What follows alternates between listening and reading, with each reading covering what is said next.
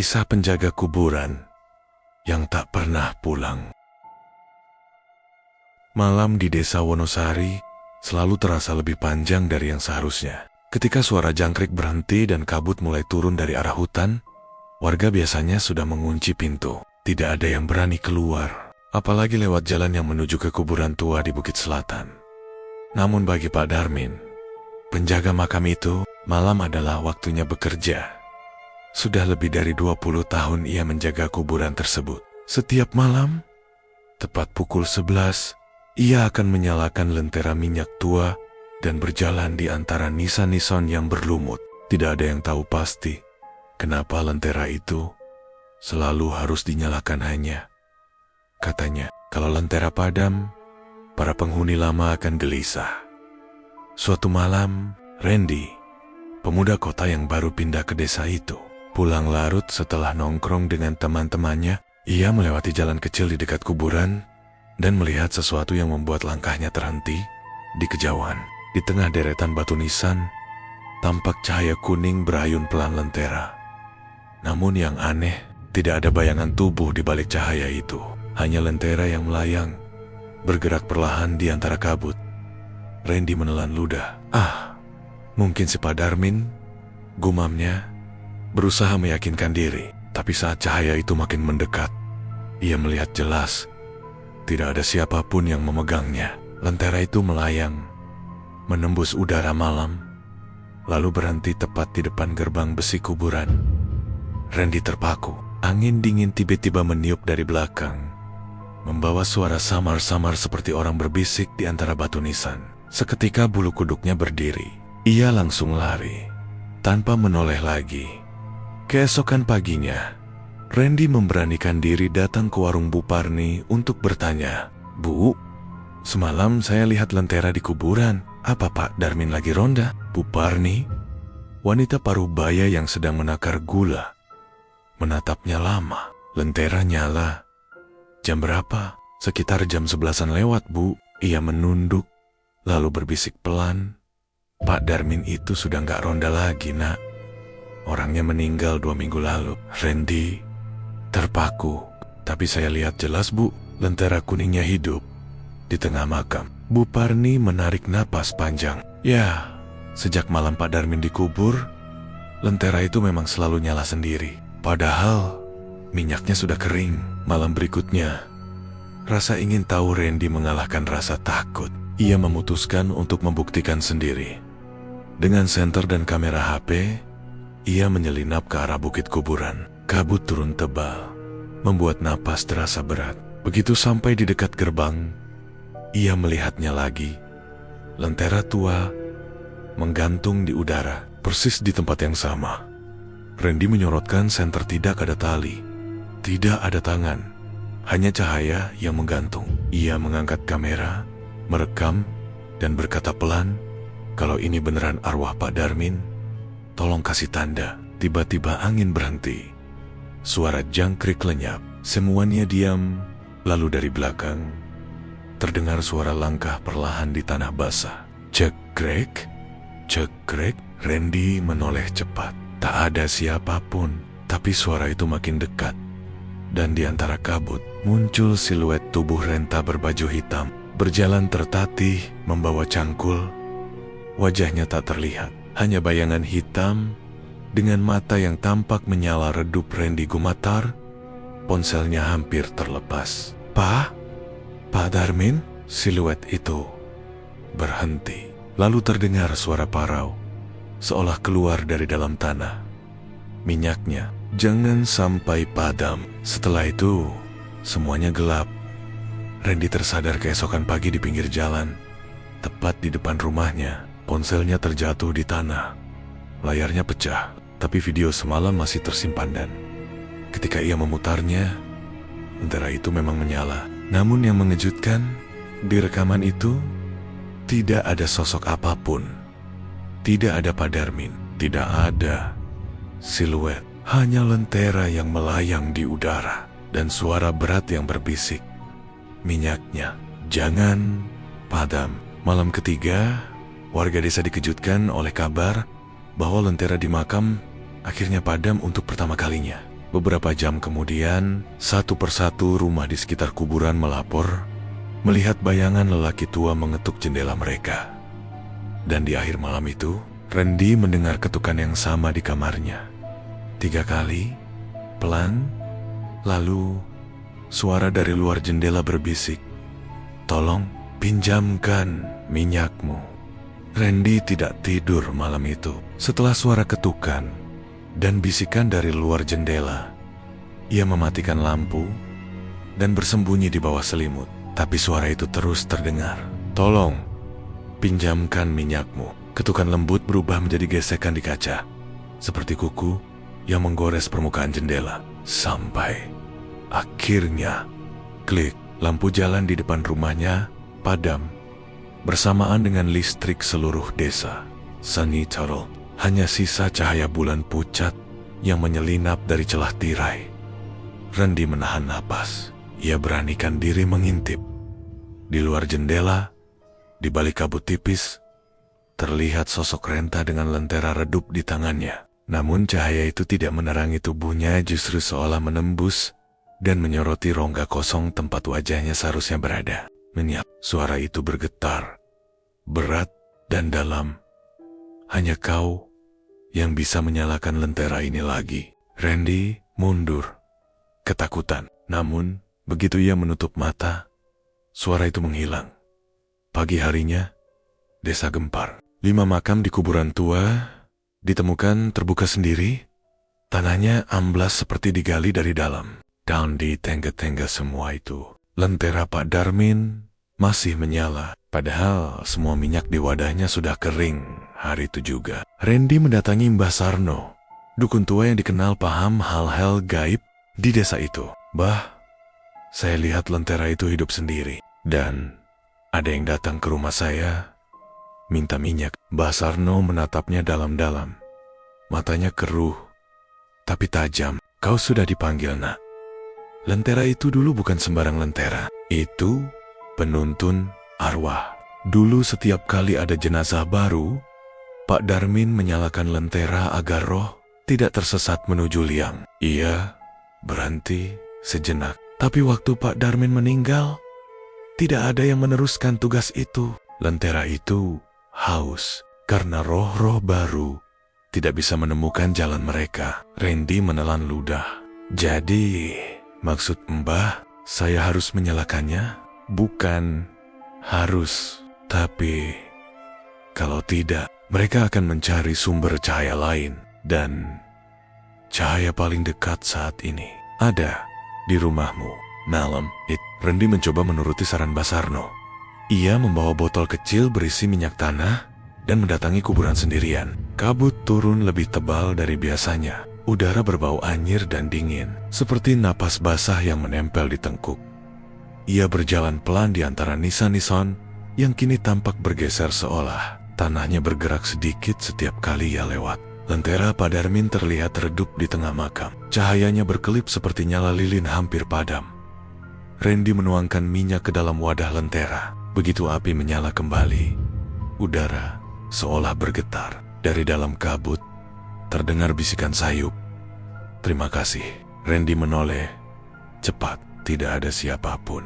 Namun ketika ia menunduk lagi, lentera itu menyala lebih terang. Dan di dasar kaca lentera, ia melihat sesuatu bayangan wajah Pak Darmin. Samar tapi jelas. Tersenyum tipis. Sejak malam itu, Randy sering bermimpi. Dalam mimpinya, ia berdiri di tengah kuburan sambil memegang lentera. Sementara di sekelilingnya banyak bayangan berdiri melingkar. Semuanya tanpa wajah. Mereka tidak bergerak, tidak berbicara, hanya menatapnya dengan kepala miring, seolah menunggu sesuatu. Hingga pada malam ketiga, ia bermimpi melihat Mbah Sarno datang dengan wajah pucat, berteriak, "Jangan biarkan lentera itu menyala terlalu lama. Kau tak tahu apa yang kau panggil." Keesokan harinya, kabar duka datang. Mbah Sarno ditemukan meninggal. Di beranda rumahnya duduk bersila, matanya terbuka lebar, dan di tangannya tergenggam segenggam tanah kuburan. Saat warga mengevakuasi jenazahnya, Randy melihat sesuatu di bawah kursi tempat Mbah Sarno duduk. Tetesan minyak tanah yang baunya sama persis dengan minyak lentera itu. Malamnya, Randy menatap lentera yang ia bawa pulang karena takut dicuri anak-anak. Lentera itu kini berada di ruang tamunya. Cahayanya tenang, hangat, tapi setiap kali ia menatap lebih lama, nyalanya berubah bentuk, seperti mata yang berkedip.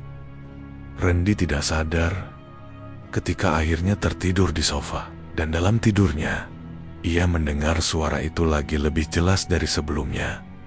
Minyak sudah jadi bagian kami, jangan biarkan padam, atau kami datang menjemput. Ia terbangun dengan keringat dingin, dan saat menatap ke lentera itu, ia kaget minyaknya tidak berkurang sedikit pun. Meski sudah menyala semalaman, keesokan hari, Bu Parni datang tergopoh-gopoh ke rumahnya. Randy, kau lihat siapa semalam? Siapa, Bu? Ada orang jalan keliling kampung bawa lentera. Mukanya seperti arang, matanya kosong. Workable, mirip kau. Randy langsung berlari ke cermin, dan di pantulan itu, ia melihat dirinya sendiri. Tapi di balik bahunya, tampak bayangan seseorang berdiri membawa lentera.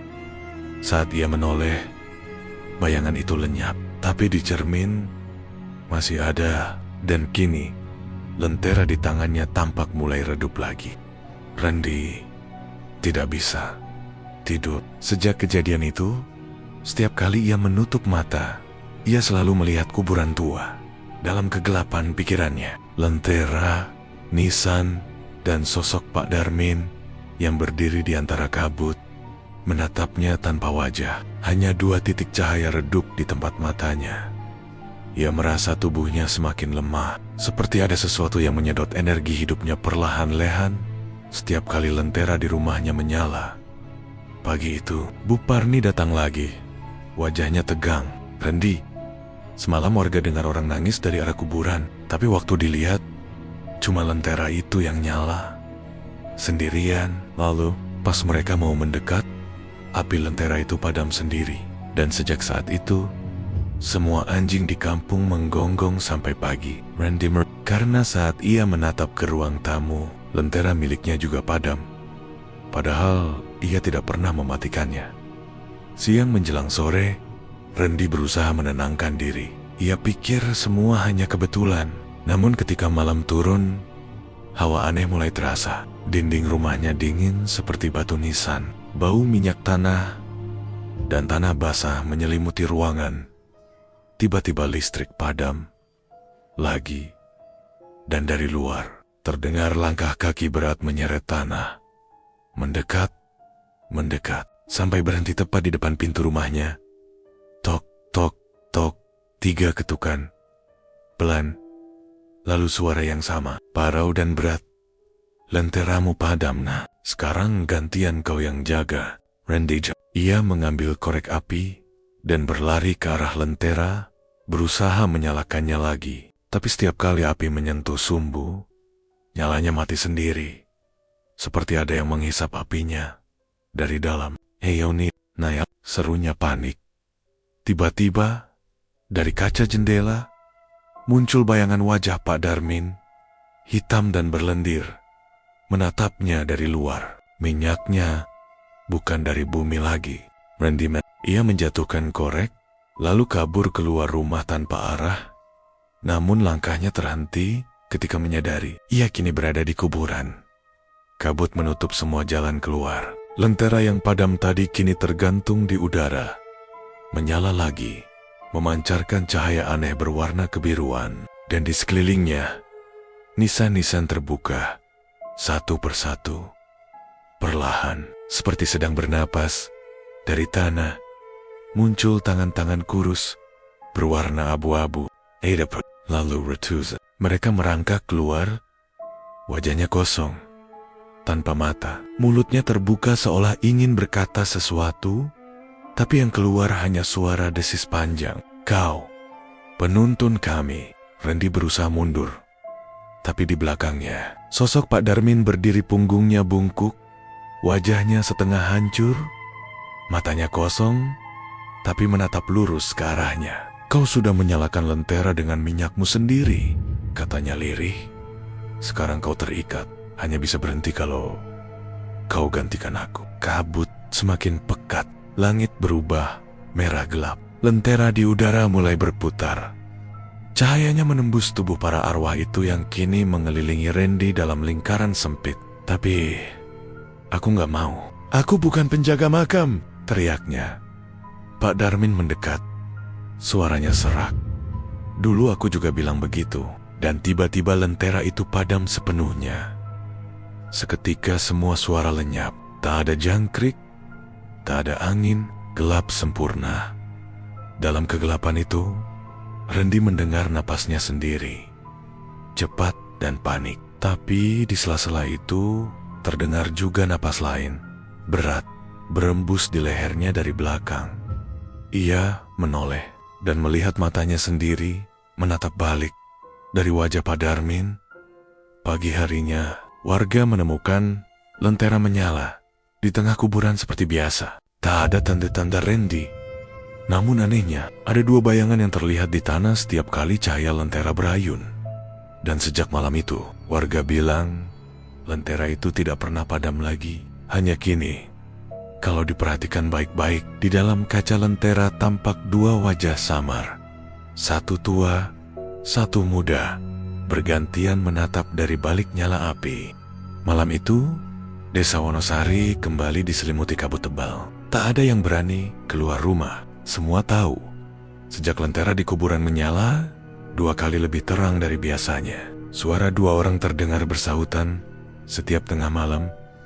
Satu serak dan tua, satu muda dan tenang, seolah sedang berkekap-kekap di antara nisan. Namun yang membuat warga semakin takut, kedua suara itu soma-soma memanggil nama orang yang masih hidup. Pagi hari, Bu Parni mendapati sesuatu aneh di warungnya. Di depan pintu, tergeletak botol minyak tanah dengan nama Randy tertulis di label kertas lusuh. Ia gemetar, lalu berlari ke rumah pemuda itu. Tapi rumah Randy kosong, hanya ada jejak kaki basah menuju arah bukit kuburan. Warga yang penasaran akhirnya memberanikan diri pergi ke sana saat siang bolong. Namun meskipun matahari terik, kabut tetap menggantung di sekitar makam. Di tengah-tengahnya, lentera itu masih menyala, meneteskan minyak seperti darah hitam ke tanah yang retak. Dan di samping lentera ada 2 bayangan samar.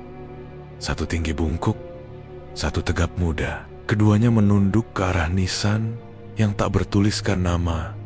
Sore itu, Pak Surip, kepala dusun, menemui seorang kiai tua dari desa seberang. Kiai Masum dikenal mampu berurusan dengan hal-hal gaib. Ia datang membawa kitab tua dan dupa. Kalau benar ada 2 penjaga, katanya pelan, maka satu dari mereka masih hidup.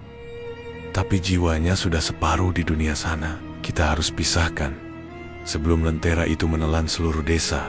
Malam pun tiba.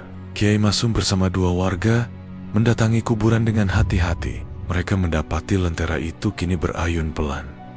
Padahal tidak ada angin. "Pak Darmin," panggil Kiai Masum.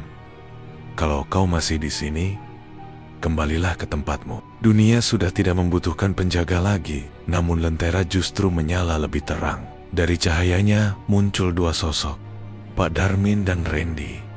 Berdiri berdampingan. Tubuh Randy tampak pucat seperti lilin, matanya kosong. Tapi ia masih mengenakan pakaian yang sama seperti malam terakhir ia terlihat. "Aku tidak bisa pergi." Suara Randy datar. "Dia belum selesai." "Belum selesai apa?" tanya sang kiai. Pak Darmin menunduk. Masih ada nama yang belum dijaga. Tanah di sekitar lentera mulai bergetar.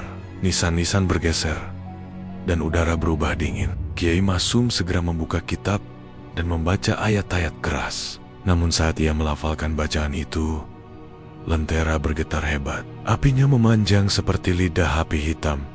Randy memegangi kepalanya. "Berhenti. Kalian malah membuat mereka marah." "Siapa mereka, nak?" teriak Kiai di tengah gemuruh angin yang menunggu cahaya. "Mereka tak bisa pergi tanpa penjaga." Tiba-tiba, tanah di bawah Kiai terbelah. Dari celah itu, mangkul tanggan-tanggan pucat yang meraih lentera, mencoba menariknya ke bawah tanah. Api lentera padam sesaat, lalu menyala lagi. Kali ini berwarna merah darah. Sosok Pak Darmin berteriak, "Sudah terlambat."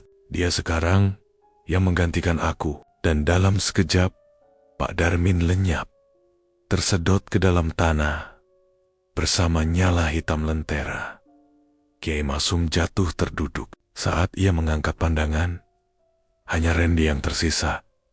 Tapi wajahnya kini tua, dengan mata kelabu dan kulit menua dalam hitungan detik. Beberapa hari setelah kejadian itu, kuburan di Bukit Selatan kembali tenang. Tak ada lagi suara aneh. Tak ada lagi kabut pekat setiap malam. Tapi warga menyadari satu hal. Lentera kini selalu menyala, bahkan di siang hari. Dan sesekali, kalau diperhatikan baik-baik, dari kejauhan, tampak dua bayangan berjalan di antara makam. Satu membawa lentera, satu menabur minyak di tanah. "Lihat itu," kata seorang anak kecil yang lewat bersama ayahnya. "Kenapa bayangannya ada dua, Pak?" Ayahnya dia. Karena ketika ia menatap lebih lama, ia sadar tak ada siapapun di sana. Sejak malam itu, minyak lentera di kuburan tidak pernah habis. Dan setiap kali warga menambah jumlah makam baru, selalu ada bisikan di telinga penggali kubur, "Terima kasih, penjaga kami." Malam itu, Desa Wonosari kembali diselimuti kabut tebal. Tak ada yang berani keluar rumah. Semua tahu, sejak lentera di kuburan menyala, 2 kali lebih terang dari biasanya. Suara 2 orang terdengar bersahutan setiap tengah malam. Satu serak dan tua, satu muda dan tenang, seolah sedang bergokap-gekap di antara nisan. Namun yang membuat warga semakin takut, kedua suara itu soma-soma memanggil nama orang yang masih hidup. Pagi hari, Bu Parni mendapati sesuatu aneh di warungnya. Di depan pintu, tergeletak botol minyak tanah dengan nama Randy tertulis di label kertas lusuh. Ia gemetar, lalu berlari ke rumah pemuda itu. Tapi rumah Randy kosong, hanya ada jejak kaki basah menuju arah bukit kuburan. Warga yang penasaran akhirnya memberanikan diri pergi ke sana saat siang bolong. Namun meskipun matahari terik, kabut tetap menggantung di sekitar makam. Di tengah-tengahnya, lentera itu masih menyala, meneteskan minyak seperti darah hitam ke tanah yang retak. Dan di samping lentera ada 2 bayangan samar. Satu tinggi bungkuk, satu tegap muda. Keduanya menunduk ke arah nisan yang tak bertuliskan nama. Sore itu, Pak Surip, kepala dusun, menemui seorang kiai tua dari desa seberang. Kiai Masum dikenal mampu berurusan dengan hal-hal gaib. Ia datang membawa kitab tua dan dupa. Kalau benar ada 2 penjaga, katanya pelan, maka satu dari mereka masih hidup. Tapi jiwanya sudah separuh di dunia sana. Kita harus pisahkan sebelum lentera itu menelan seluruh desa. Malam pun tiba. Kiai Masum bersama 2 warga mendatangi kuburan dengan hati-hati. Mereka mendapati lentera itu kini berayun pelan. Padahal tidak ada angin. "Pak Darmin," panggil Kiai Masum, "kalau kau masih di sini, kembalilah ke tempatmu. Dunia sudah tidak membutuhkan penjaga lagi." Namun lentera justru menyala lebih terang. Dari cahayanya muncul 2 sosok, Pak Darmin dan Randy. Berdiri berdampingan. Tubuh Randy tampak pucat seperti lilin, matanya kosong. Tapi ia masih mengenakan pakaian yang sama seperti malam terakhir ia terlihat. "Aku tidak bisa pergi." Suara Randy datar. "Dia belum selesai." "Belum selesai apa?" tanya sang kiai. Pak Darmin menunduk. Masih ada nama yang belum dijaga. Tanah di sekitar lentera mulai bergetar. Nisan-nisan bergeser dan udara berubah dingin. Kiai Masum segera membuka kitab dan membaca ayat-ayat keras. Namun saat ia melafalkan bacaan itu, lentera bergetar hebat. Apinya memanjang seperti lidah api hitam. Randy memegangi kepalanya. "Berhenti. Kalian malah membuat mereka marah." "Siapa mereka, Nak?" teriak Kiai di tengah gemuruh angin yang menunggu cahaya. "Mereka tak bisa pergi tanpa penjaga." Tiba-tiba, tanah di bawah Kiai terbelah. Dari celah itu, mangkul tanggan-tanggan pucat yang meraih lentera, mencoba menariknya ke bawah tanah. Api lentera padam sesaat, lalu menyala lagi. Kali ini berwarna merah darah. Sosok Pak Darmin berteriak, "Sudah terlambat. Dia sekarang yang menggantikan aku." Dan dalam sekejap, Pak Darmin lenyap, tersedot ke dalam tanah bersama nyala hitam lentera. Kiai Masum jatuh terduduk. Saat ia mengangkat pandangan, hanya Randy yang tersisa.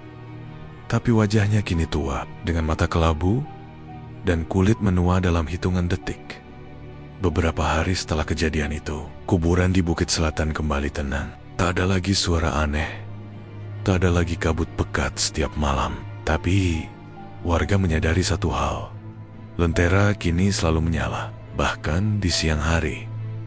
Dan sesekali, kalau diperhatikan baik-baik dari kejauhan, tampak dua bayangan berjalan di antara makam. Satu membawa lentera, satu menabur minyak di tanah. "Lihat itu," kata seorang anak kecil yang lewat bersama ayahnya.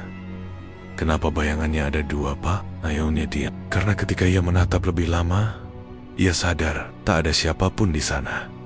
Sejak malam itu, minyak lentera di kuburan tidak pernah habis. Dan setiap kali warga menambah jumlah makam baru, selalu ada bisikan di telinga penggali kubur, "Terima kasih, penjaga kami." Dan cerita pun tamat.